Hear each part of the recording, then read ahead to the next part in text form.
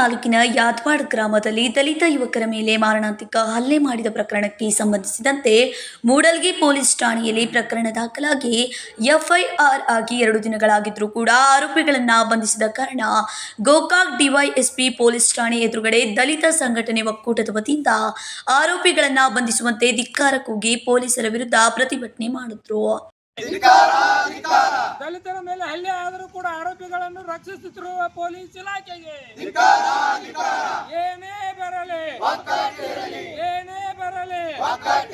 ಯಾತಕ್ಕಾಗಿ ಹೋರಾಟ ಎಲ್ಲಿವರೆಗೆ. ಈ ಸಂದರ್ಭದಲ್ಲಿ ದಲಿತ ಮುಖಂಡ ರಮೇಶ್ ಮಾದರ್ ಇವರು ಆರೋಪಿಗಳು ಇರುವ ಸ್ಥಳ ಗೊತ್ತಿದ್ರೂ ಸಹ ಪೊಲೀಸರು ಅವರನ್ನ ಬಂಧಿಸುವಲ್ಲಿ ಹಿಂದೇಟು ಹಾಕುತ್ತಿರುವುದು ಸಂಶಯಕ್ಕೆ ಎಡೆ ಮಾಡಿಕೊಟ್ಟಿದೆ. ಇದನ್ನ ನೋಡಿದ್ರೆ ಡಿವೈಎಸ್ಪಿ ಅವರು ನೇರ ಹೊಣೆ ಎಂದು ಗಂಭೀರ ಆರೋಪ ಮಾಡಿದ್ರು.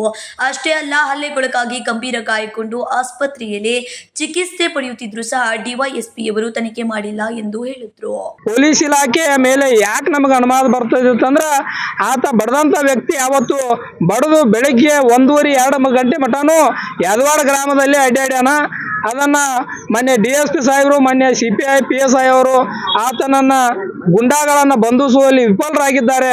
ಅದಕ್ಕಾಗಿ ಈ ಏನು ಆರೋಪವನ್ನ ಮೊನ್ನೆ DSP ಸಾಹೇಬರೇ ಹೊತ್ಕೊಳ್ಬೇಕು. ಯಾಕಂತಂದ್ರೆ ಅವರು ವ್ಯಾಪ್ತಿಯಲ್ಲಿ ಬರುವಂತ ಏನು ಕುಲಗೋಡು ಪೊಲೀಸ್ ಸ್ಟೇಷನ್ ಅವರ ಆಗಿರುವುದರಿಂದ ಅವರ ಮೇಲೆ ನಮ್ಮ ಒಂದು ಈ ಏನು ಗಂಭೀರ ಆರೋಪ. ತಕ್ಷಣ ದಲಿತ ಯುವಕ ಪ್ರಜ್ವಲ್ ದೊಡ್ಡನವರ ಆರೋಪಿಗಳನ್ನ ಬಂಧಿಸಬೇಕು, ಇಲ್ಲದಿದ್ದರೆ ರಾಜ್ಯಾದ್ಯಂತ ಪೊಲೀಸ್ ಠಾಣೆಗಳ ಎದುರು ಪ್ರತಿಭಟನೆ ಮಾಡುತ್ತೇವೆಂದು CPI ಅವರಿಗೆ ಮನವಿಯನ್ನ ನೀಡಿದ್ರು. ಈ ಸಂದರ್ಭದಲ್ಲಿ ಬಸವರಾಜ್ ಕಾಡಾಪುರ್, ಯಮನೇಜರ ಕರ್ಬನ್ನವರ್, ರಫೀಕ್ ಪೋಖ್ರೆ, ಶೆಟ್ಟಪ್ಪ ಮೇಸ್ತ್ರಿ ಸೇರಿದಂತೆ ಪ್ರತಿಭಟನೆಯಲ್ಲಿ ಭಾಗಿಯಾಗಿದ್ರು. Manohar Megeri, KMM Kannada news, Gokak.